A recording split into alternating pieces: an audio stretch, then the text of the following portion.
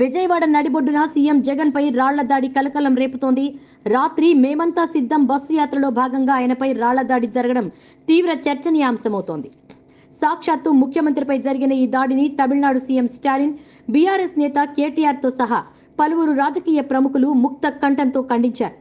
CM Jagan పై దాడిని social media వేదికగా ఖండించారు BRS working president KTR.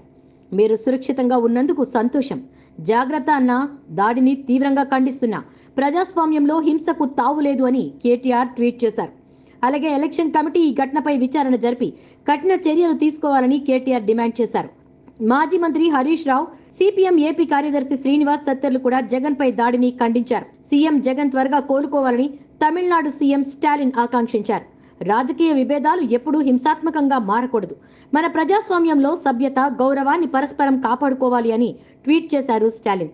CM Jagan పై దాడికి చంద్రబాబు, పవన్ కళ్యాణ్లు బాధ్యత వహించాలంటున్నారు వైసీపీ మంత్రులు. వారి ప్రోద్బలంతోనే ఈ దాడి జరిగిందని వారు ఆరోపిస్తున్నారు.